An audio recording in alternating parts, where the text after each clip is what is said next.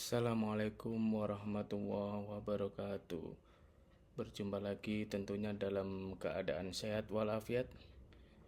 Pada kesempatan kali ini saya akan menyampaikan atau mempresentasikan tugas ujian akhir semester mata kuliah analisa berorientasi objek dengan judul sistem permodelan berorientasi objek. Untuk lebih jelasnya marilah kita lihat slide berikutnya.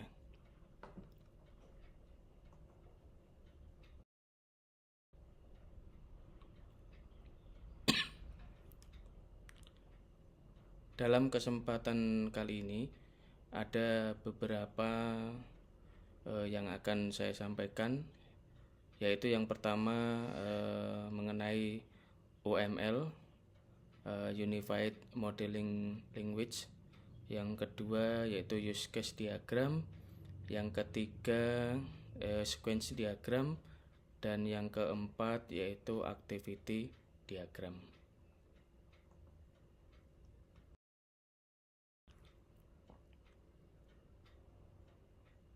Nah, untuk kali ini, pada kesempatan kali ini, saya akan menjelaskan apa itu yang namanya UML. UML yaitu sering disebut Unified Modeling Language. Sebelum kita membahas lebih dalam, perlu kita ketahui bersama bahwasanya UML ini merupakan bagian yang namanya RPL ataupun rekayasa perangkat lunak. Nah, apa itu rekayasa perangkat lunak? Rekayasa perangkat lunak adalah serangkaian proses yang digunakan untuk membuat sebuah sistem informasi. Rangkaian tersebut mulai dari perencanaan, analisa masalah,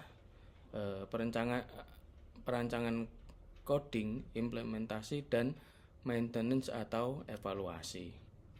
Nah, sekarang kita fokusnya adalah ke perancangan. Dalam merancang sebuah sistem, kita dapat menggunakan yang namanya UML. Nah, sekarang akan kita bedah apa itu UML. Nah, yang akan kita bahas pada kesempatan kali ini ada beberapa bagian. Yang pertama kita lihat nanti adalah apa itu UML, yang kemudian mengapa kita memilih UML, kemudian diagram-diagram yang ada pada UML, dan terakhir nanti adalah kesimpulan.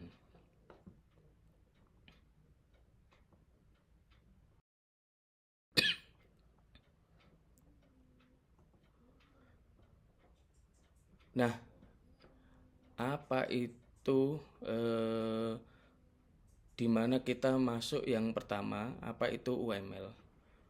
Nah, sebelum kita masuk ke pengertian yang spesifik, kita coba artikan yang sederhana terlebih dahulu. Coba kita bedah satu per satu. UML itu terdiri dari 3 kata, yaitu Unified Modeling Language, di mana artinya unified itu adalah terpadu, kemudian modeling itu adalah permodelan, kemudian language itu adalah bahasa. Di bahasa Inggris kita mengartikannya dari belakang ke depan. Nah, kita artikan dulu bahasa. Apa itu bahasa? Bahasa itu adalah media yang digunakan untuk berkomunikasi, sehingga bahasa yang disampaikan tersebut kita bisa mengerti apa maksud dan tujuan. Jadi ingat ya, bahasa itu adalah media untuk komunikasi. Kemudian yang selanjutnya adalah permodelan. Nah, apa itu permodelan? Permodelan itu berasal dari kata model yang artinya adalah rancangan pola atau bentuk. Nah, saya contohkan seperti yang dimaksud, misalnya ada seseorang model anak. Pasti Anda paham, biasanya para model itu akan berjalan di atas catwalk di hadapan penonton dalam sebuah show ataupun eksebisi. Nah, kira-kira apa yang dimaksud mereka berjalan di atas catwalk tersebut? Nah, tujuannya adalah untuk menampilkan atau menunjukkan hasil rancangan dari seseorang desainer. Nah, dalam bentuk sebuah pakaian atau sejenisnya. Sehingga penonton dapat mengetahui dan menilai dari konsep dari rancangan tersebut. Itulah maksud daripada permodelan. Nah, sekarang arti yang selanjutnya adalah terpadu. Nah, apa itu terpadu? Terpadu itu artinya adalah terintegrasi. Jadi menjadi satu, contohnya misalnya pada kantor dinas itu biasanya terdapat tempat pelayanan terpadu.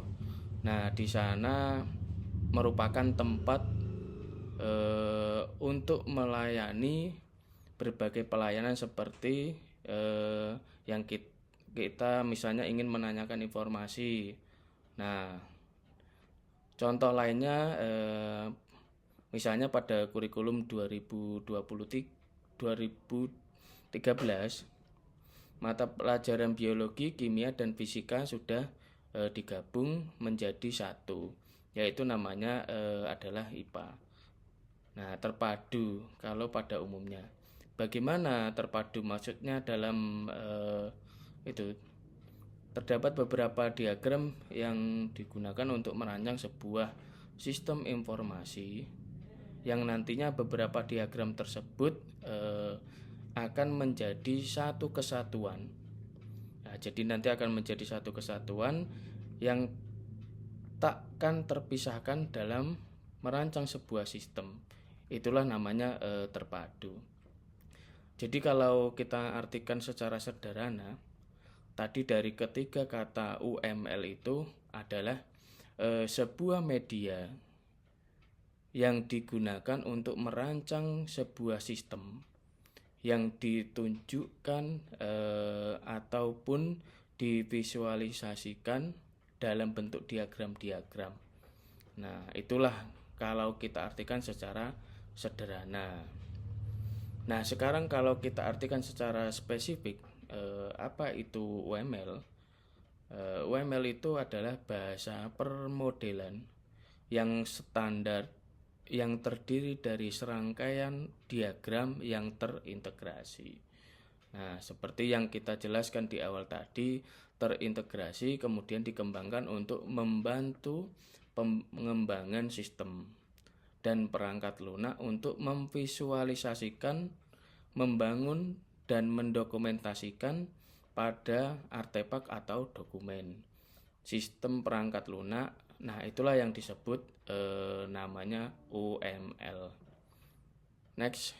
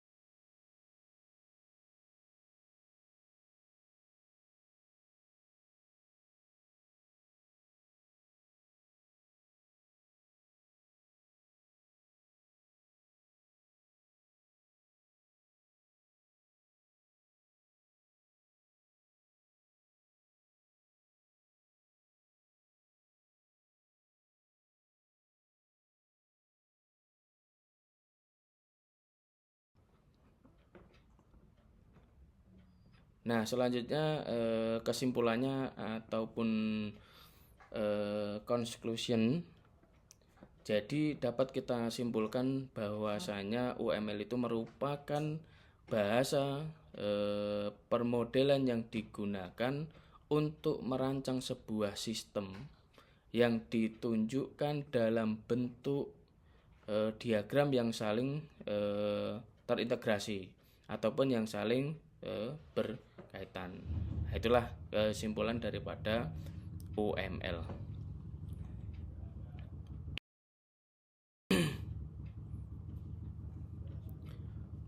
Nah, selanjutnya kita akan membahas salah satu diagram yang ada pada UML, yaitu yang pertama use case diagram. Jadi yang akan kita bahas pada kesempatan kali ini ada beberapa bagian. Yang pertama nanti kita akan mencoba jelaskan apa itu use case diagram. Kemudian yang kedua nanti kita akan coba menjelaskan tentang unsur-unsur utama di dalam use case diagram. Nanti ada 4. Pertama ada sistem, yang kedua kemudian ada aktor, ada use case, dan yang terakhir relationship. Next.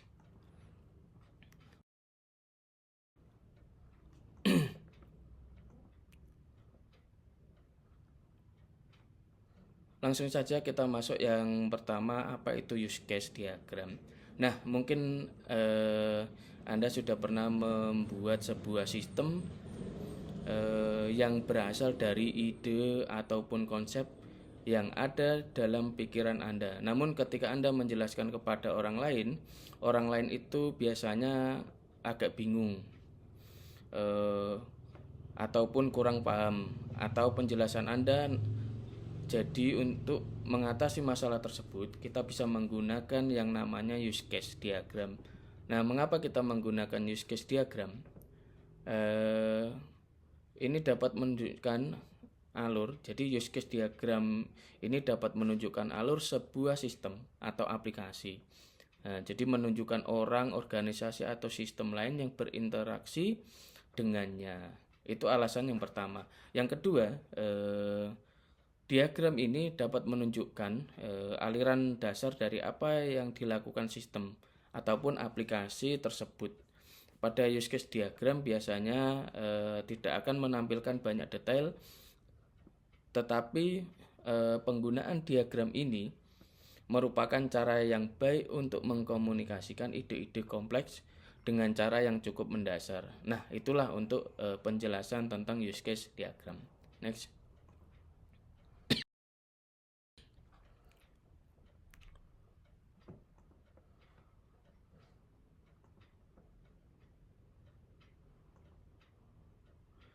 Nah, ini ada 4 unsur utama use case diagram. Yang pertama yaitu nanti ada aktor.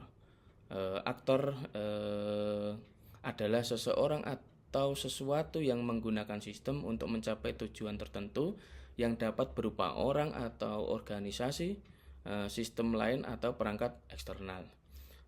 Yang kedua yaitu use case mewakili tindakan yang menyelesaikan semacam tugas di dalam sistem. Yang ketiga, sistem adalah yang akan kita buat atau kembangkan. Contohnya situs web, komponen perangkat lunak, proses bisnis, aplikasi, dan sebagainya. Yang keempat yaitu relationship. Relationship adalah menunjukkan hubungan antar aktor dengan use case. Next.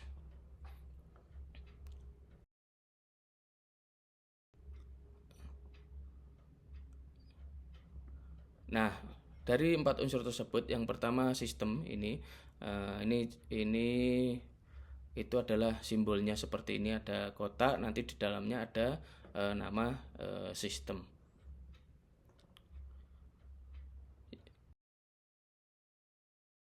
Yang kedua yaitu aktor. Nah, aktor tadi seperti yang saya jelaskan di awal, di depan tadi, ini simbolnya seperti ini, seperti orang, nanti ada nama aktor.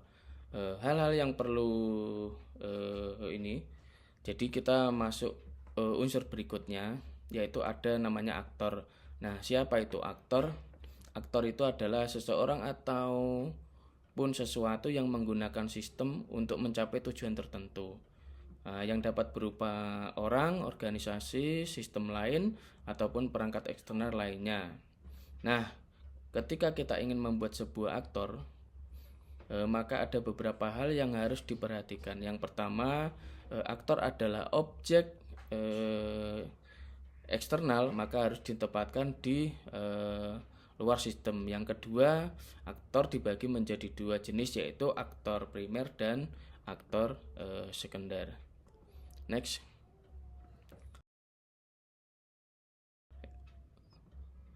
Yang ketiga yaitu use case.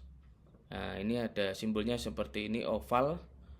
Jadi nanti simbolnya itu berupa oval seperti ini. Kemudian ada nama ini, ada nama use case di dalamnya. Next. Nah, untuk yang keempat, unsur yang keempat itu adalah relationship. Nah, relationship ini simbolnya ada asosiasi, ada include, ada extend. Next. Nah,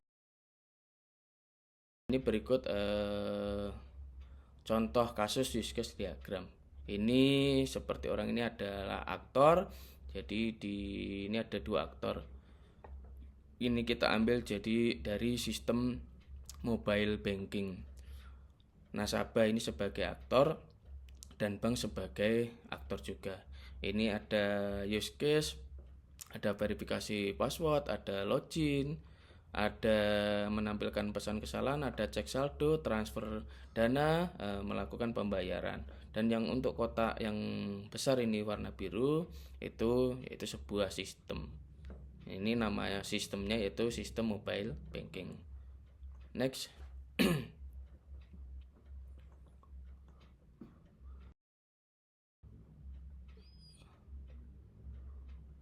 Nah, selanjutnya saya akan menjelaskan untuk diagram mobile yang selanjutnya, yaitu activity diagram. Nah, pada kesempatan ini kita akan membahas apa itu nanti activity diagram, kemudian fungsinya apa, dan terakhir nanti ada simbol-simbolnya.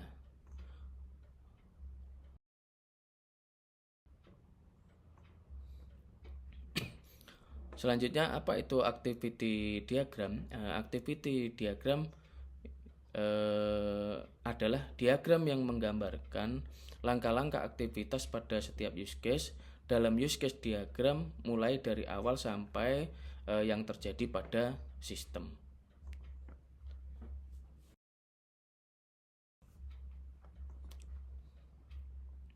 Kemudian apa fungsi daripada activity diagram ini? Fungsinya adalah memperlihatkan urutan aktivitas proses terjadi pada sistem. Nanti jelasnya prosesnya itu di bagian daripada awal sampai akhir itu. Next, ini simbol daripada activity diagram. Yang pertama ada, kemudian kita akan lihat ini, ya ini simbol-simbolnya pada activity diagram apa saja. Yang pertama nanti ada namanya initial node, yaitu awal dimulainya suatu aliran aktivitas. Yang kemudian final node, yang artinya adalah bagian akhir suatu aliran aktivitas. Yang ketiga activity, ini activity simbolnya seperti ini, yaitu pekerjaan dilakukan dalam aliran kerja. Yang keempat ini decision atau pilihan kondisi. Next. Untuk simbol yang ke 5, kemudian nanti ini ada swim lane, yaitu memisahkan. Nah, ini memisahkan organisasi bisnis yang bertanggung jawab terhadap aktivitas yang terjadi. Nah, yang ke berikutnya port atau percabangan. Ini simbolnya seperti ini. Terus ini jadi membagi aliran menjadi beberapa aliran bersamaan. Yang terakhir nanti ada join atau penggabungan. Kemudian ini simbolnya seperti ini. Next. Jadi ini contoh kasus activity diagram. Ini ada awal tadi, terus ini ada nanti memilih menu cek saldo, terus di sistemnya nanti membaca masukkan data, di banknya ini nanti query saldo nasabah, berikutnya menampilkan saldo, dan ini akhirannya. Next.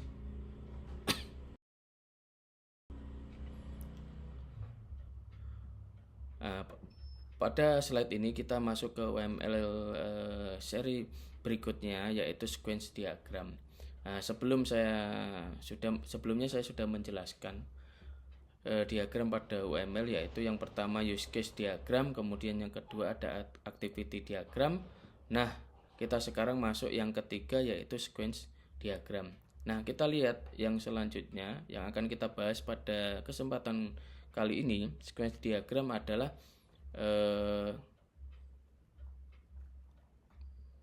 ini kita bisa sequence diagram itu maksudnya adalah nanti penjelasannya itu simbol-simbol, yaitu kemudian nanti ada pengertian daripada sequence diagram itu, pengertiannya apa atau penjelasannya itu apa. Nah, kemudian nanti ada simbol-simbolnya yang terdapat pada sequence diagram. Jadi kita menggambarkan sekuensi diagram itu bagaimana kita harus tahu dulu simbol-simbol seperti apa.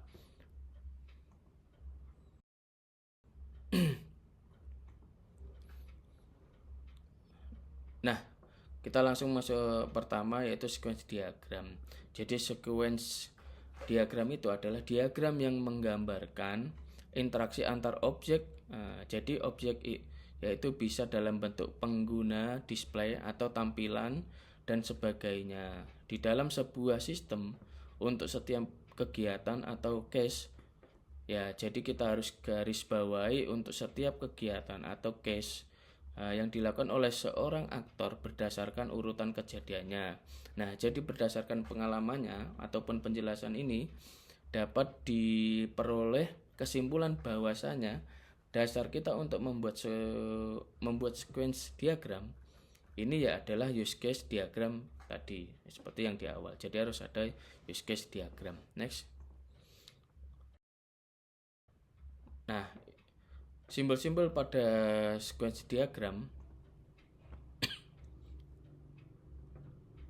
pada sequence diagram, jadi simbolnya yang pertama nanti ada seperti itu, ada aktor, jadi siapa yang terlibat di dalamnya, use case tersebut. Ya, misalnya kalau nanti login, ya aktornya itu siapa yang terlibat dalam kegiatan tersebut. Kemudian ada lifeline, ya objeknya yang nanti namanya message, yaitu sebuah pesan yang mendefinisikan komunikasi tertentu antara lifeline suatu interaksi. Kemudian ada retail, ada return atau return message,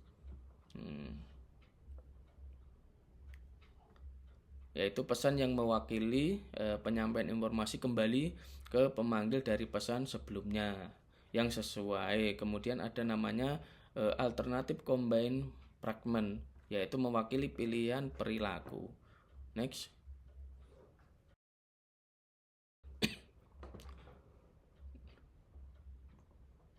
Nah, cara membuat sequence diagram yaitu cara yang pertama yaitu menentukan objek ataupun bagian yang terlibat dalam sebuah case atau pekerjaan. Nah, ini nanti ada contohnya, ada nasabah, ada ATM, ada server bank, ada rekening bank. Next. Untuk kemudian cara yang kedua yaitu membuat interaksi. Jadi ini membuat interaksi antar objek yang ditunjukkan dengan pesan sehingga memberikan gambaran urutan kejadian.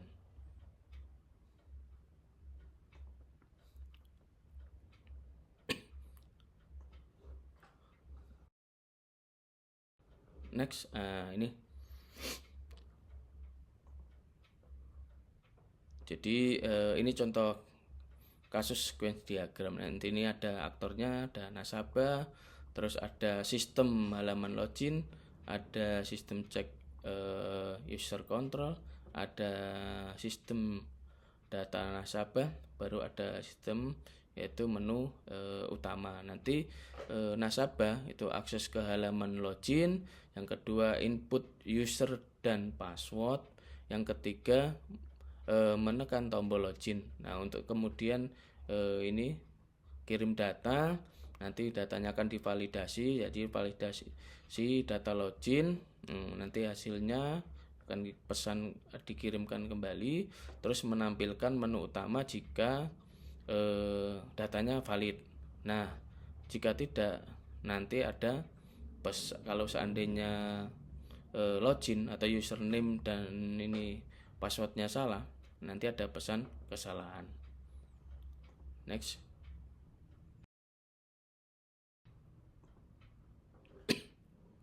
Baiklah, itu tadi hasil pemaparan tugas ujian akhir semester mata kuliah analisa berorientasi objek. Jika ada kesalahan atau tutur kata yang kurang berkenan, saya pribadi mohon maaf yang sebesar-besarnya. Terima kasih, cukup sekian. Assalamualaikum warahmatullahi wabarakatuh. Sampai ketemu di lain kesempatan. Terima kasih.